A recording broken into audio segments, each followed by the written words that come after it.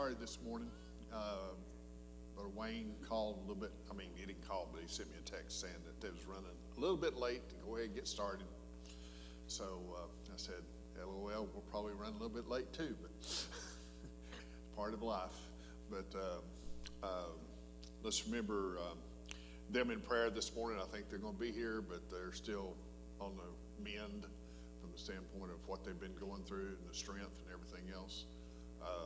Just remember Papa Ron with his conditions that he's going to be dealing with here toward the end of the month with his surgery. And let's remember also, I think Dale mentioned Anita's niece, Bobby Dillinger. Her kidney function is dwindling down quite a bit. It's down to about 30%, so let's remember them in prayer.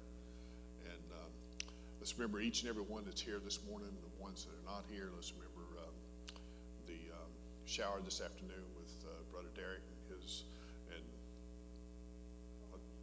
what's her? Courtney, yeah. I can't remember her name, but let's remember them in prayer. And remember all the others. Anybody else got a prayer request? Remember Tammy, this comes with Nick. Her dad is on hospice, basically waiting that situation. So remember them in prayer, because it's a situation there that needs to be dealt with, prayed about. And your neighbor, brother, still okay. Anyone else? Remember Brother Rod as well. I know that he's still having a lot of okay, let's remember Miss Nita too. Anyone else?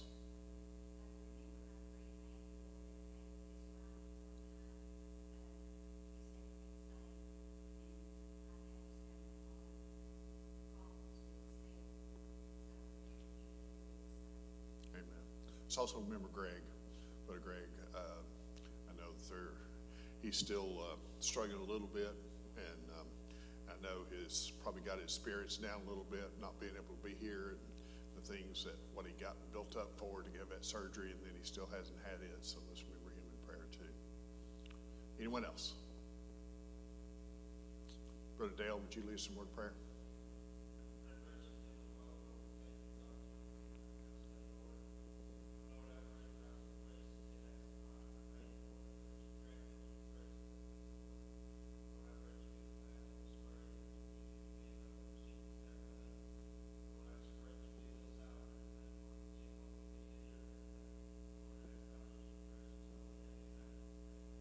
Amen. All right, dismissed to go to Sunday school classes. I'd say Miss Mary will probably be here, but I don't know about what time she'll be here. I don't know how far out they are. So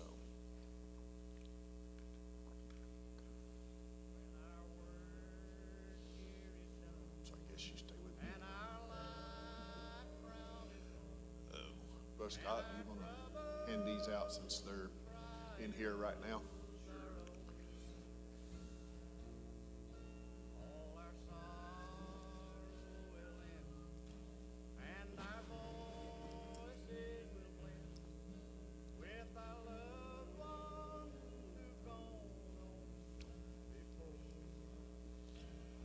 We'll be starting in Revelation chapter 13 this morning.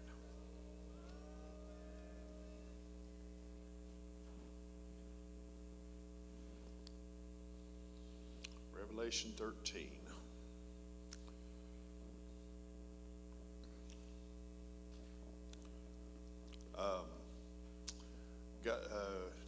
Didn't do Revelation last week, but week before that, Revelation chapter 12, we went through the situation with Satan being cast out of heaven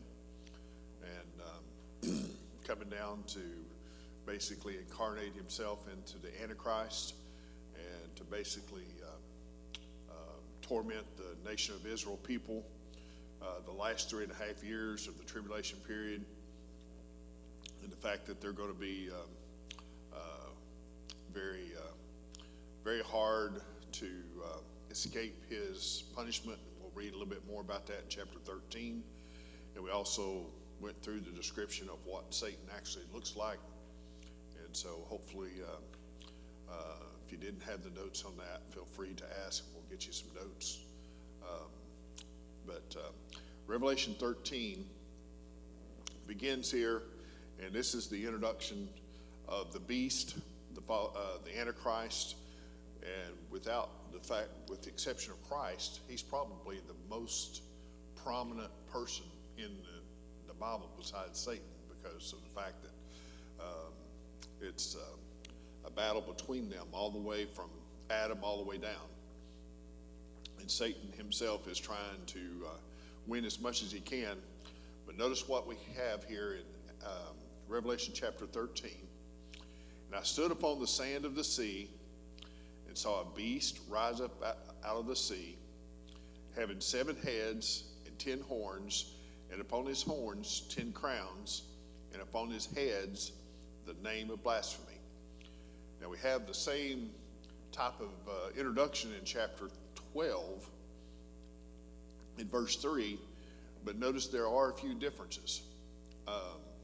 There it says, and there appeared another wonder in heaven, and behold, a great red dragon, having 7 heads. So they both have 7 heads.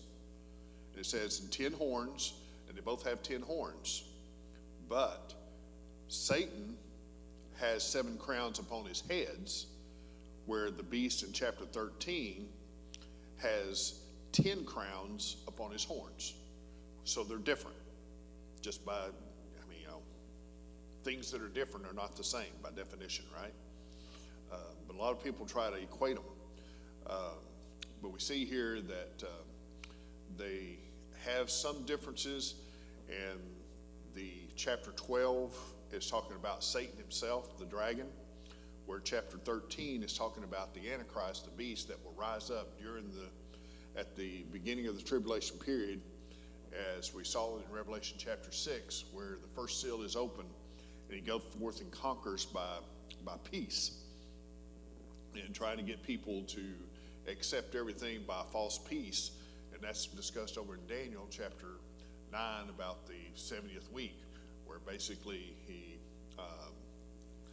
does the abomination of desolation in the middle of that 7-year period. We went through a significant discussion about the beast over in Revelation chapter 9. Feel free to go back over there and look at those notes, but we're not going to repeat all that information. But we did learn that he was a man. He's going to be a man. He's going to be a king. He's going to basically be the son of perdition, as we read over there in one of the books of epistles of Paul, Thessalonians, I believe. And then Christ refers to the son of perdition back in John chapter 17. And we know that that son of perdition is referring to Judas Iscariot. So we see how he's going to be, and when he died, he went to his own place, which is the bottomless pit. So we'll see here that we have some of that stuff over there in Revelation chapter 9 notes. Feel free to do that. But notice what it said here in verse 2. It says, and the beast which I saw was likened to a leopard, and his feet were as the feet of a bear, and his mouth as the mouth of a lion. And the dragon, which is chapter 12, gave him his power and his seat and great authority. Now notice it says, and his seat. Now in Revelation chapter 2, we also heard a situation about when it's talking about to the churches. It says, I know thy works, and where thou dwellest, even where Satan's seat is. So Satan has a seat, okay? And this seat is what, and it gives him great authority. And what we had over in Revelation chapter 2, if you remember, verse 14 is talking about the angel of the church of Pergamos, which is basically when you basically had where the church period sort of marries with the Roman government, which is basically when they sort of merged and became a power just as a Catholic system. Not, in other words, the world empire of Rome didn't end, it just transitioned into the spiritual type power. And it had power over all the churches and all the kings and everything else. We saw all the way down to the Dark Ages and the end of the Dark Ages, when they still had kings that were susceptible to the Pope. And so where his seat is, notice what it says. And when you review the term ex cathedra, have anybody ever heard that term before? You never heard it? Well, that means from the chair. If you look up that term, it's basically, it's not from the cathedral, it's from the chair. All right? And if you read the notes there, notice it says the phrase does have a religious origin, and this is from Merriam-Webster. This is not mine. Okay? From the chair, this is straight out of Merriam-Webster. If you look it up on the web, religious origins, though it is originally applied to decisions made by popes from their thrones. According to Roman Catholic doctrine, a pope speaking ex cathedra on issues of faith or morals is infallible. So we can see that Satan has a seat, and we can see that, and we will be doing a lot of that discussion when we get over into Revelation chapter 17 about where that seat is coming from. And it's from that condition. But it has 7 heads, all right? Now, turn over to Revelation chapter 17, and what you'll find is, notice what it reads in Revelation chapter 17. Verse 3, it says, "So he carried me away in the spirit into the wilderness, and I saw a woman sitting upon a scarlet-colored beast, full of names of blasphemy, having 7 heads and 10 horns." So that's chapter 12 and chapter 13, 7 heads and 10 horns, right? All right. So this woman that was sitting here is full of blasphemy. Now notice on down in verse 9. So you wonder what these 7 heads are. Well, 17 verse 9 says exactly what it is. "And here's the mind which hath wisdom. The 7 heads are what? 7 mountains, on which the woman sitteth." Now, where's the 7 mountains? Look at your notes there. You see that area there? You know where that's from? The 7 hills of Rome. Okay? And you can look that up in any kind of encyclopedia, Wikipedia, whatever. That picture actually comes out of Wikipedia. So, and you see how the 7 hills are named, and that's very famous. I mean, I think it was one of those things, is that 1963 encyclopedia, World Book Encyclopedia. My mom and dad had those and everything else. And when I started studying this a long time ago, you pull it out and look up Rome, first thing it says is 7 mountains. Okay? So it's very famous for its 7 hills. So we can see this woman who is talking about here, and it's actually referring to the false prophet, which is going to be part of chapter 13 as well, the latter part of chapter 13. But that woman is the false prophet that's going to be associated with Satan, the Antichrist, and the false prophet. It's their trinity that basically is made up. And so you can see how the Bible interprets itself for the most part if you just have the time and patience to look for it. But we can see that these 7 heads are 7 mountains. And we know that from Daniel chapter 7 that the kings, that there's going to be 10 kings, and they're going to be rising up after the during this period, and they're going to have 10 crowns. So, but notice what happens is that there's 7 kings, and it says 5 are fallen, 1 is, and 1 yet to come in Revelation chapter 17 and verse 10. 7 kings are somewhat nebulous. It don't really say exactly what they were or who they are, but and that's a little bit a mystery yet. And and the Antichrist is still yet to come, but one of the 7 heads, but they are 7 kings. And the 10 horns are also 10 kings, as we saw in Revelation chapter 17, verse 12. And the 10 horns which thou sawest are 10 kings, which have received no kingdom as yet, but receive power as kings 1 hour with the beast. And then Daniel chapter 7, verse 24, and the 10 horns out of his kingdom are 10 kings that shall arise, and another shall rise after them, and he shall be diverse from the first, and he shall subdue 3 kings. So we can see that we may not know all the details about it, but we know that these 10 horns are 10 kings, and they represent kings that are still yet to come, and so we need to recognize that the Antichrist is going to have a lot, and that could be at this time, kings were basically rulers over that particular nation or whatever. They didn't have a democracy like we have today, or a republic.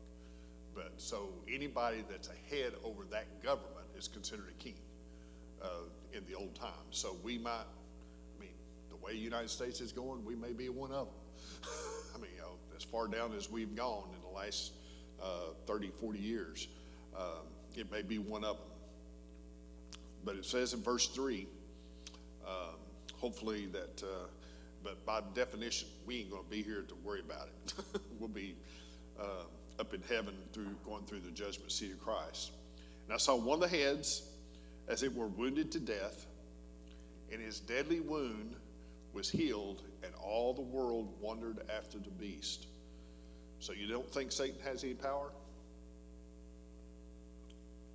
He's going to show a resurrection. Just like Christ. Christ resurrected from the dead, Satan's going to mimic it. He's basically going to mimic everything that Christ does to try to basically get people to believe on him. We see that in verse 12. And he exercises all the power of the first beast before him, and causes the earth and them which dwell therein to worship the first beast, whose deadly wound was healed. So this beast comes in, somehow gets slain and gets rose back up, and he's basically slain by the sword. It's down in another verse somewhere. So and down in 17 verse 8, notice what it says: the beast that thou sawest was and is not, and shall ascend out of the bottomless pit and go into perdition. And they that dwell on the earth shall wonder, whose names were not written in the book of life from the foundation of the world, when they behold the beast that was and is not and yet is. So we saw a little bit about that when we went through Revelation chapter 9. The beast that was could be basically Judas, that was at the time John was writing it, was not when he was writing it, and basically and will rise again out of perdition from the bottomless pit in the future. But he will stage a resurrection to support providing power to the Antichrist. What more? It's just like the people, the 2 witnesses we saw, they're going to rise from the dead too. But the thing about it is that that's at the very end of the tribulation period. So we have all this time that they're going to be believing on the Antichrist before then. Notice what, verse 4, this was an interesting thing that I found. And they worshiped the dragon, which gave power unto the beast, and they worshiped the beast, saying, who is like unto the beast, who is able to make war with him? The word worship there basically is from the word kiss.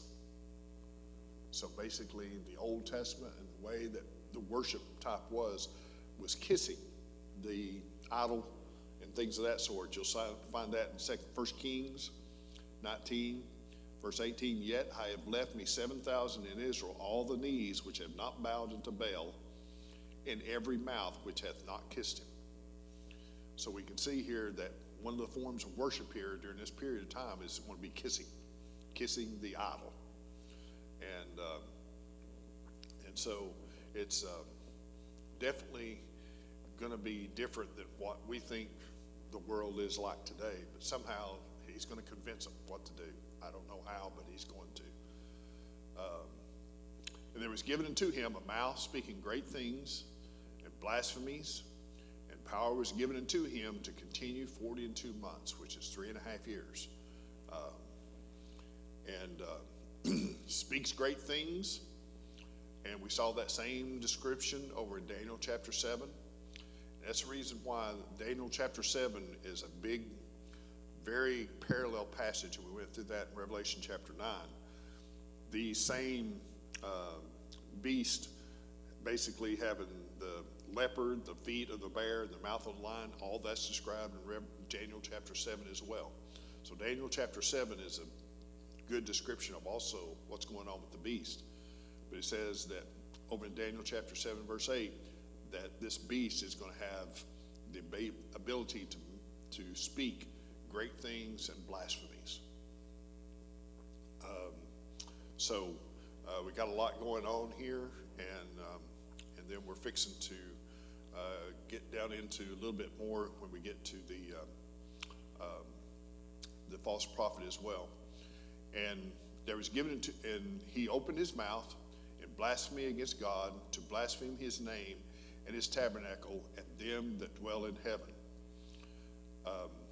And it was given unto him to make war with the saints and to overcome them. And power was given him over all kindreds and tongues and nations. So he's basically going to be a world ruler. He's going to rule the world.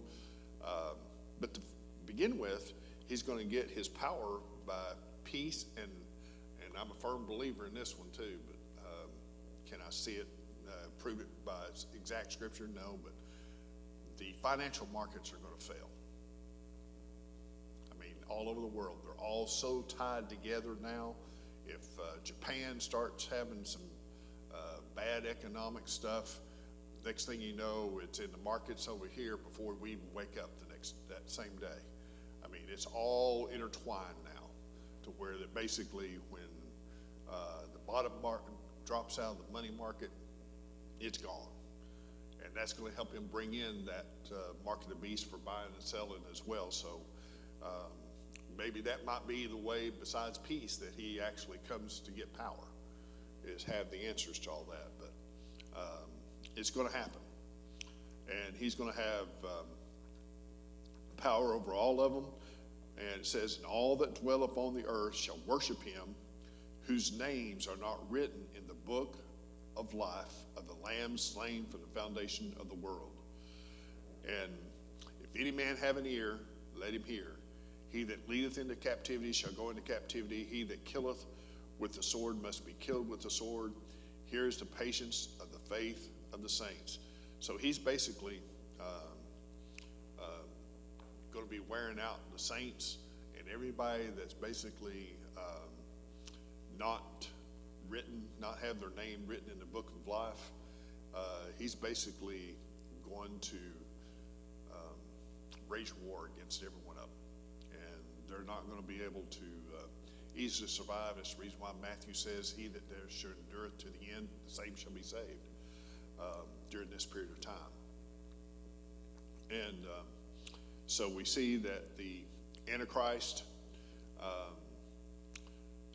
Daniel chapter 7:21, and like I said, Daniel chapter 7 is a good parallel scripture with these two chapters.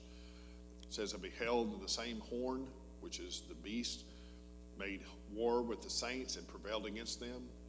And then verse 23, then he said, the fourth beast shall be the fourth kingdom upon the earth, which shall be diverse from all kingdoms, and shall devour the whole earth, and shall tread it down and break it into pieces. So here we have the Antichrist. He's going to reign over the whole earth. He's going to speak blasphemies against God. He's going to be worshiped just like anybody else, just like asking for God to be worshiped. Stage of resurrection, cause everybody to receive a mark in their forehead or in their hand, have a false prophet to support him, and that's what we're fixing to go through in verse 11 through 15. So he's basically going to have all these things going on, and he's really not going to show his true colors until the last half of that tribulation period. But in verse 11, it says, "And I beheld another beast coming up out of the earth, and he had 2 horns like a lamb, and he spake as a dragon." So here's another beast. But the first one came up out of the sea. This one comes up out of the earth. So notice the differences. And this one has 2 horns like a lamb, and he spake as a dragon, which refers back to chapter 12. Notice what happens. This is the false prophet that is referred to in Revelation 16, verse 13. "And I saw 3 unclean spirits like frogs come out of the mouth of the dragon, now the mouth of the beast, now the mouth of the false prophet." So, and we will discuss this false prophet in detail in chapter 17, which we referred to as the woman there in chapter 17, the great harlot. So this is who that is, and basically all signs in chapter 17 point to the same basic religion that's been out there ever since the old Babylon back in Genesis chapter 7, or right after the flood. Babylon Empire then created the worship that we see here still going today. So we'll get through that when we get to chapter 17. It says that verse 12 through 14, "And he exercises all the power of the first beast before him, and causeth the earth and them which dwell therein to worship the first beast, whose deadly wound was healed."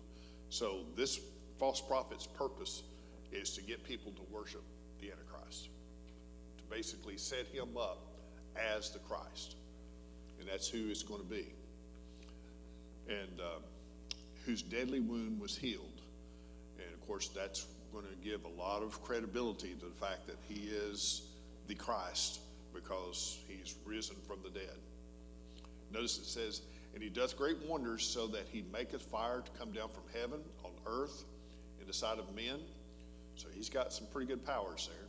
"And deceiveth them that dwell on the earth by means of those miracles which he had power to do in the sight of the beast, saying of them that dwell on the earth, that they should make an image to the beast, which had the wound by a sword and did live."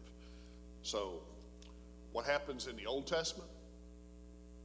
What kind of images did they have? What was it? Image of Baal worship, and all that. There was even the children of Israel, right after they came out of the land of Egypt, Moses went up on the mountain. What was they doing? They made an image.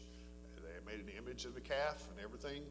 So this is the type of worship that they're going to want to do. They're going to make an image of the beast. And we've already read what? It's got body like a leopard, feet were as the feet of a bear, mouth as the mouth of a lion, had 7 heads and 10 horns. That's going to be a pretty bad image, ain't it?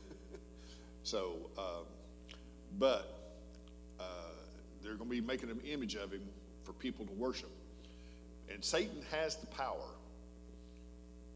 Believe it or not, I mean, he has significant power to do miracles. In Revelation 16:14, it says, "For they are the spirits of the devils working miracles, these 3 unclean spirits, which go forth unto the kings of the earth and of the whole world to gather them to the battle, the great day of God Almighty," which is going to be in Revelation chapter 19. Verse 15, "And he had power to give life unto the image of the beast, and that the image of the beast should both speak and cause that as many as would not worship the image of the beast should be killed." Now, with the technologies we got today, you can almost make anything speak and make it look like it's real.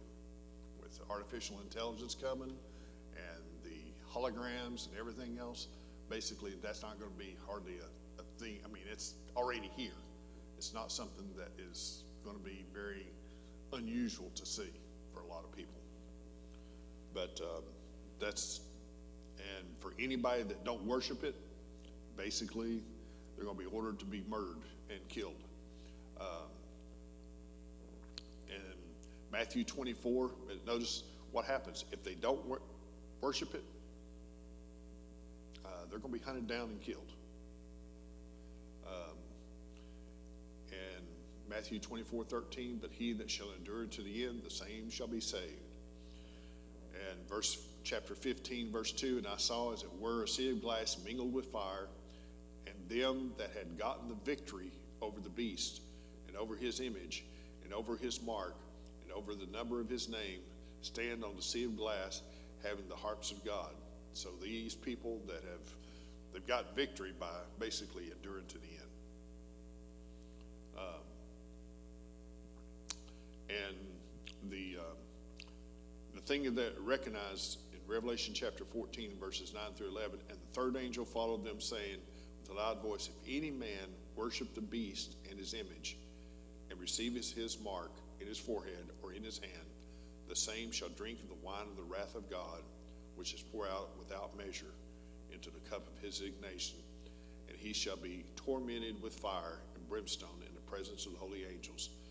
If they take the mark, or if they worship the image, their doom is settled. And so, but it ain't going to be easy. And you think about it. You think, well, I'll have. If you was still here, you'd have the courage to do it. But if you've got a baby, and that baby's dying of hunger, thirst, it's going to be hard. It's going to be hard for all the people that's here. But God will give them grace if they accept him to be able to figure out how to deal with it. But they have to endure to the end. Verse 16, and he causeth all, both small and great, rich and poor, free and bond. So we still have slaves during that time frame, based on what it says, to receive a mark in the right hand or in their foreheads. So right hand or in the foreheads, and that no man might buy or sell, save he that had the mark, or the name of the beast, or the number of his name. Now notice it says, that's three different things there. The mark, or the name, or the number. You can have either one of them. Okay? Here is wisdom, though. Let him that hath understanding count the number of the beast, for it is the number of a man, not man or mankind, but a man. And his number is 666, which is 666. And I still remember, it's been quite a while back, but when I got my cell phone back in 97, 98 time frame, they said, here's your phone number. And basically, it was loaded with sixes, but not 3 in a row. So I said, okay, I can handle that. And he's going to basically force that mark to be placed in people's hands and forehead. And the thing about it is, like I said, the financial markets has got to fail. And the reason why they got to fail, that's the way they can make people buy or sell with this particular device. Money, cash will no longer, it'll be under black market type stuff. And if you think that's unusual, I mean, it's already here. One of the things I've asked Brother Chris up there to try to play this video. There's plenty of them out there, but you can watch this and just see it's here. It's nothing new. When Elias Brotberger goes to work, he doesn't need ID, and he doesn't need money. In fact, much of what he needs to get through the day is hidden right there, just below the surface, in his hand. Like to touch it? Yeah. Yeah. Oh, weird. Yeah, it's like a grain of rice. Yeah, a grain of rice. Embedded in his hand is a microchip that serves as his keys, his ID, and his wallet. Yeah, it's all in chip, so I use it like to get around the building. Buy snacks. Yeah, exactly. Let's buy some snacks. So I can't open it. No. Okay. So what I need to do is I need to first blip my chip, and it will log me in, and from there I get access to the fridge. Popular TV shows like Black Mirror have imagined chips as part of a dystopian future. Install ingrain procedure with local anesthetic and you're good to go. In Sweden, the microchips are already here. The microchip implants use the same technology that's in contactless credit cards. Which have made cash pretty much obsolete in Sweden. No cash. At this tech fair, a chipping event for those on the cutting edge, merging their hands with this new technology. I thought it would be fun, right? The process is simple and swift. A pinch of the skin, and in a matter of seconds, the chip is inserted. The transformation is complete. As for the pain, I barely felt it. but even in this nation of early adopters, not everyone is racing to get chipped. Feel less human. I will feel like a robot. I mean, it's so much more data can go into this, and it's in your body. There's no central registry tracking how many people are chipped, but biohacker Hannes Wellblood estimates between 5 and 10,000. In the future, do you think everyone is going to be chipped? I think it'll be voluntary, but I am certainly convinced that millions of people will find it very, very valuable to have a smart device under their skin. Human microchipping may be our future, but in Sweden, it's already reality. Sarah Harmon, NBC News, Stockholm. Hey, NBC News fans, thanks for checking out our YouTube channel. It's here. Now, is that the actual one that they will use? Probably not, but you see, people are not even thinking about what the Bible says when they're taking this stuff. They're not, that wasn't even brought up, but that's here. And it was written 2,000 years ago. And people are just accepting it, just, no, heck yeah. It's no different than the chip in your credit card. And you don't ever lose it, and you don't ever have a problem getting to it. But the thing about it is that it's real, and it's here. So things are in place for this stuff to start falling into place, the cards to start falling.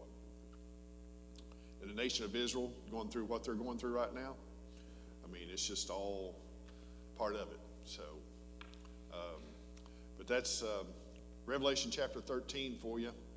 And like I said, it's the beast is the main center point, and we'll be discussing a false prophet when we get to chapter 17. And we did a lot of the discussion on the beast back in chapter 9. So feel free to look them up. Got any notes? Feel free to holler at me. Anybody got any questions or anything?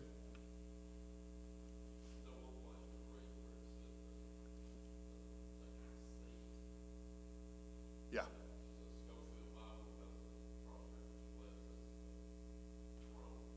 Throne? Yeah. Yeah, well, it very well, but it's still from that particular, that's where Satan's seat is. Ex cathedra. So, all right, dismiss us in a word of prayer, brother.